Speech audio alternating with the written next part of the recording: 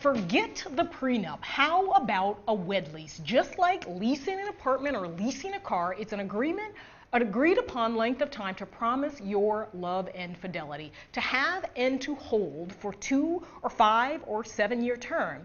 Attorney Paul Rampell, he floated the idea in a recent post op-ed, and it's generating plenty of conversation about marriage and divorce. He joins me today. Paul, thanks so much for being here. And I gotta say, when I read the article, I thought, who is this guy? He's sort of a cold lawyer, I imagine. But here you are, and you look perfectly warm and lovely and handsome. And so I'm glad to talk to you today about this. Tell me about this idea. What is it, and how did you come up with it? Well, nice to meet you by Skype, Nia. Yes. The concept of a wed lease is really the combination of the terms wedlock and lease or leasehold. Wed lease. It's basically a contract in which two people commit in writing to a marriage for a certain period of time, right. Say 5 years or 10 years or 15 years or whatever suits them. At the end of the term that they've selected, they can choose to renew the lease if their marriage is going well, or if their marriage is going poorly, the wed lease will end by its own terms. There will be no divorce, so that the conclusion of the marriage may be as easy and as amicable as moving out of a rental apartment.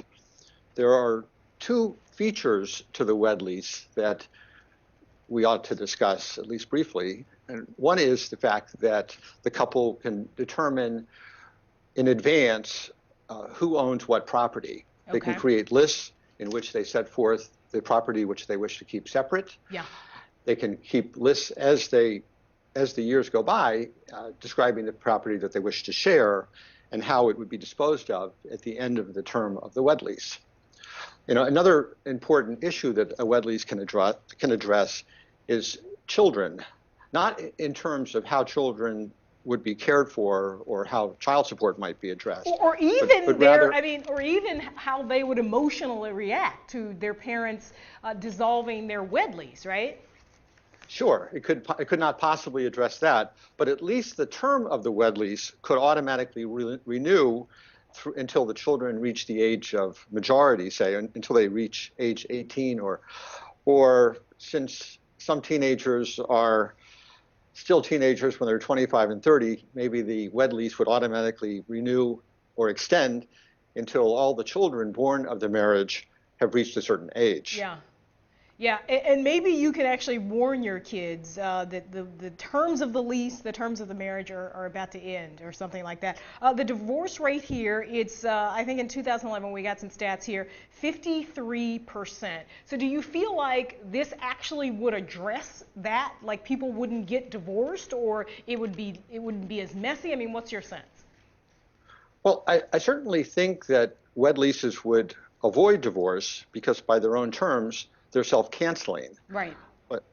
And it would provide an option for people. I am not suggesting that conventional marriage be abolished and replaced with wed leases. All I'm suggesting is that wed leases might be an attractive alternative for some people whose marriage prospects are iffy. Yeah. We all know people who've been planning to get married where we don't think that the marriage is going to succeed. Right. So possibly they could consider a wed lease as an alternative. What sort of reactions have you gotten, particularly from your wife? I think you've been married for what, about almost 30 years now? That's like a home mortgage.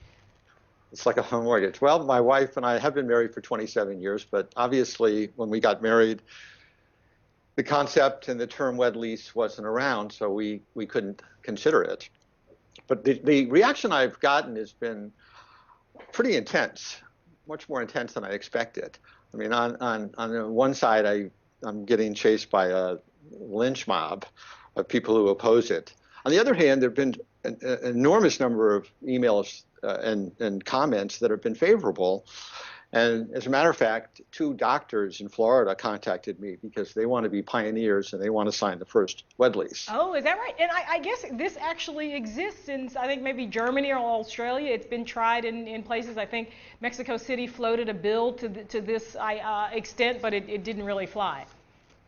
So I understand. Yeah. Gavin of your office was telling me about the Mexico experiment or legislation where apparently there would be some sort of a temporary marriage license. Yeah. But this is really a different idea in that there's a written contract. Yeah. Yeah. It's closer to a prenuptial agreement or a cohabitation agreement, except that it's self-canceling. Yeah, I mean, you know, it feels like something Kim Kardashian and Britney Spears could use, especially, you know, places like Vegas or Atlantic City. So we will see. Paul, thanks so much for joining me today. Good luck in your marriage. You're going to get to 30, I'm sure, right? Oh, for sure. Yes. Awesome. Thank you. Thank Thank you. you. Bye-bye.